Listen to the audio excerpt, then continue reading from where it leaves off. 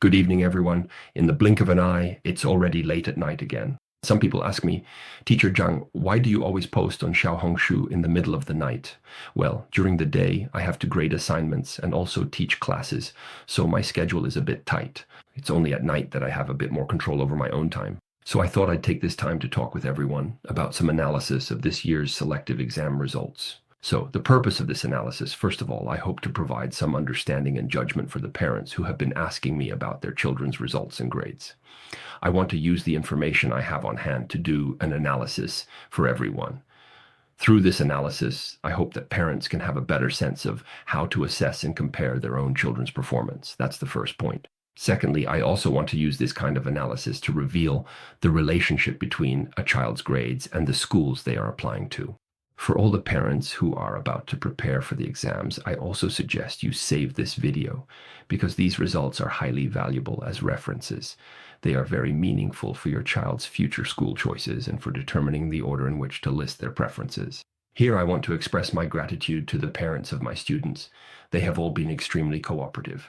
When I asked them for some grades today, they selflessly and unreservedly provided me with all the information. I am truly, truly grateful for this kind of trust.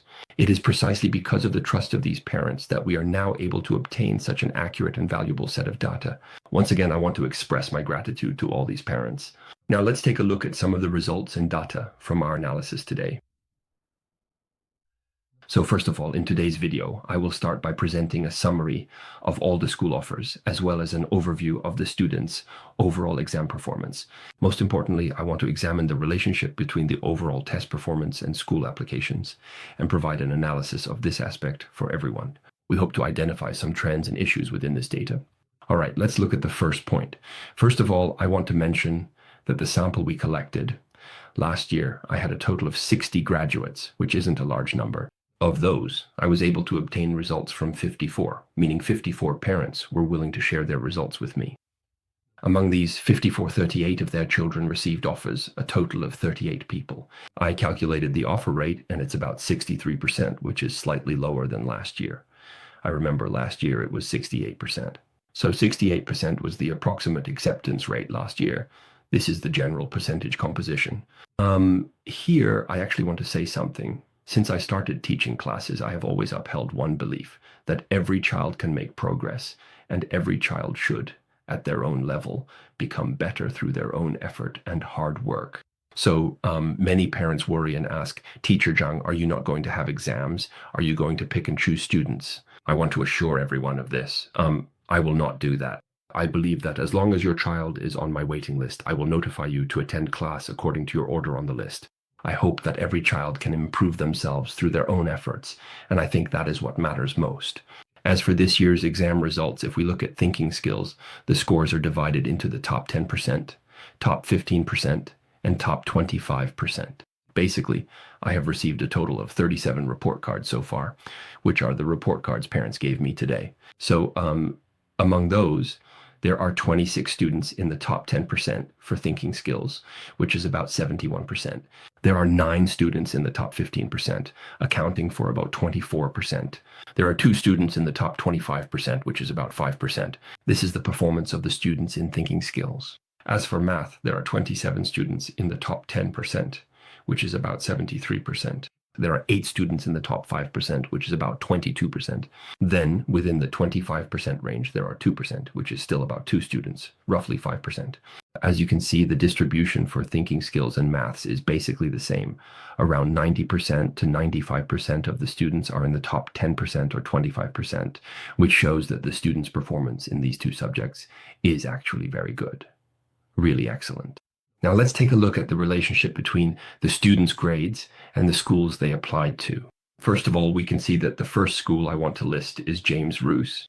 Just like with my students from previous years, we find that James Roos is definitely still the top school in Sydney without a doubt. Even though last year, according to the HSC or whatever exam, North Sydney boys or North Sydney girls surpassed James Roos, it's clear from the schools applied to that all the students who received a straight offer from James Roos were all within the top 10%, every single one of them. All four subjects were within the top 10%, all four subjects. So as you can see here, there is a student from Reserve B whose thinking skills score is in the top 15%, but the other three subjects are in the top 10%. This is the only case I've seen among James Roos students where one subject fell outside the top 10%. Maybe this student performed exceptionally well in the other three subjects that were within the top 10%. At the same time, this 15% might not be far from the top 10%. It's not a big difference. That's the only way I can understand this situation. So you can see that the students from Reserve B and C are also basically all within the top 10%. From this comprehensive analysis, we can clearly see that James Roos Agricultural High School is still the undisputed first choice for all discerning parents when considering the selective high school test. This significant trend is the very first observation we can make from the data. Now let's take a look at Balcombe Hills. This year, we directly received offers for 6 students from Balcombe Hills. At the same time, there was a 7th student who was on Reserve B. From this, we can see that the scores for Balcombe Hills are slightly lower. You'll notice that for these 3 subjects, the scores are around the top 10%, with one subject in the top 15%, and there was even a student who had one subject in the top 25%. This situation actually happened last year as well. Last year, there was a similar case where a student got an offer from Balcombe Hills with 3 subjects in the top 10% and one in the top 25%. This is something we can observe here. At the same time, we noticed a very interesting phenomenon. I have a student who has already received an offer from North Sydney girls, but for Balcombe Hills, she is still on Reserve B. This student, at the very beginning, was also on Reserve B for both North Sydney girls and Balcombe Hills. However, what's clear is that her North Sydney girls status changed to offer first. Based on this, we can roughly draw a conclusion. The admission score for Balcombe Hills is actually a bit higher than that of North Sydney girls. That's why, even though both were Reserve B, the offer from North Sydney girls came first, while for Balcombe Hills, she still has to wait a bit longer. This is a very interesting phenomenon, and I wanted to share it with everyone here. Next, let's look at the performance of North Sydney girls and North Sydney boys this year. We can see that in total, we had 6 students who got into North Sydney girls and North Sydney boys. Actually, more went to North Sydney girls. There were 5 students in total. I've noticed that in recent years, North Sydney girls and North Sydney boys have also been among the most sought-after schools. You can see that basically the students' scores are all within the top 10%, with one subject in the top 15%. This shows that North Sydney girls and North Sydney boys are just behind Balcombe Hills and James Roos in terms of overall composition.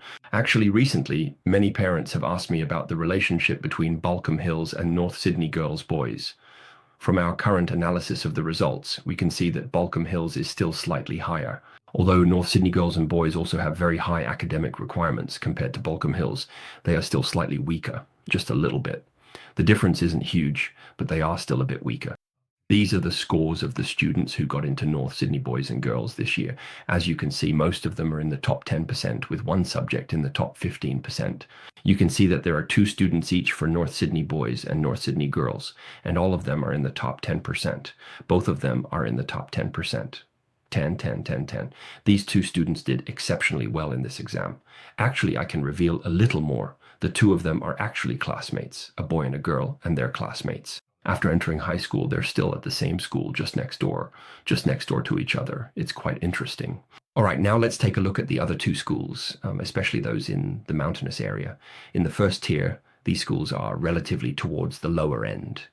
It's not that these schools are bad, but within the first tier, they're just a bit lower. So for boys, it's actually Normanhurst. If you take a look at Normanhurst, based on my analysis of the results, I don't think there's any significant difference compared to North Sydney boys. Basically, their percentages are also around 10%, 10%, 10%, and 15%.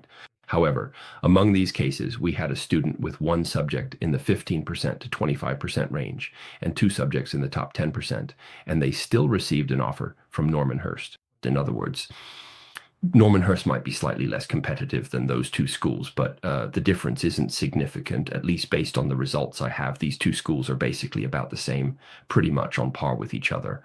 Next, let's talk about Hornsby girls. As we can see, the scores required by Hornsby girls this year weren't particularly high. Looking at the students who received offers, including the two who got Reserve A, each of them actually had at least one subject in the top 25%. There were also cases with 15% in two subjects. Even so, they still received offers from Hornsby Girls and Reserve A, which are almost the same level of offer. So by comparison, Normanhurst's admission scores this year were relatively higher, indeed much higher than last year. Actually, I remember that last year Normanhurst and Hornsby Girls had about the same admission standards, but this year Normanhurst's scores are significantly higher than Hornsby Girls, by quite a margin. So for everyone, especially future parents, when applying to these schools, you can get a general idea based on these ratios. Depending on your child's situation, you can decide how to fill in your first, second, and third preferences. This data analysis today is actually a very valuable resource. Now let's take a look at Sydney girls and Sydney boys. In comparison, Sydney girls and Sydney boys actually didn't have particularly high scores last year. And I remember that in the end, even the last reserve offers reached F. They all reached F. Looking at this year, actually, for these two schools, their scores are basically about the same as Sydney girls, pretty similar. For example, you can see here, there are two at the 25th percentile and also a 15th percentile, except for thinking skills, which is at the 10th percentile. For a student like this, I think their thinking skills score must be relatively high, probably much higher. So that might have pulled their overall score into this range. As for the others, it's basically common to see two at the 10th percentile, one at the 15th percentile, or even another at the 25th percentile, and they can still receive offers from Sydney boys and Sydney girls. All right, that's roughly the situation this year. You can use this information as a reference for next year. Next, here are some other data points I've compiled that I have on hand, and I'd like to share them with you. As you can see with Girav, actually, this child has 4 subjects at the 15th percentile, very balanced, with no subject standing out as particularly high. So what I've found is that for the top 10 schools we're aiming for, there's a pattern. You need to have at least 1 or 2 subjects solidly in the top 10th percentile. In this situation, it's more advantageous for you and it's easier for your results to stand out. That's my general observation. As for Girav, I think as a second-tier school in the mountain region, it's actually a very good school. At the same time, for second-tier schools, I think another option you can consider is Paris. As for Paris, you can see that the two students here have basically similar grades. Both are in the top 10%. One is in the top 10% twice, and there are also top 15% and 25% rankings. That's roughly the situation. You can also refer to a few other schools, such as Gosford, and take a look at the admission situation for Gosford, which is a school in Central Coast. Now, regarding 4th Street this year, you can see that even though one of the students only scored in the top 50% for their essay, they still met the cutoff for 4th Street. In other words, it's quite easy for them to be added in as a supplementary admission. So, as a second-tier school, I think 4th Street is actually a very good choice indeed. So this year I had a student who got a Reserve E for Sydney Tech, but it was also because there was one subject where they didn't perform particularly well, not particularly well. I've found that when it comes to selective high school exams, what everyone, especially the kids, really need to pay attention to is that you absolutely cannot have a major slip up in any one subject. If you drop to 50% in a subject, it becomes extremely, extremely difficult. The reason this student was able to get into 4th Street was because their other 3 subjects were all very strong. Otherwise, getting 50% would have been extremely risky. So when it comes to exams, everyone really needs to pay attention to maintaining a balance. Kids can't have any particularly obvious weak subjects. At the same time, if there are no clear weaknesses, and for example, your math or thinking skills can provide your child with relatively higher scores, then this kind of structure actually gives your child the greatest advantage in the exam. It really is advantageous. All right, that's the end of my analysis for today. Thank you to every parent and every hardworking child. Once again, thank you all. We are all working hard and growing under the Lord's shining light, aren't we? So I hope that through today's data analysis, everyone can gain a more accurate understanding of the entire exam, especially for parents who are planning for future applications. It should be even more helpful for you. All right, I also want to thank all the parents who provided me with information for today's video. I spent a lot of time organizing this data, and I hope it will be helpful to everyone. Okay, that's all for today's video. Thank you all.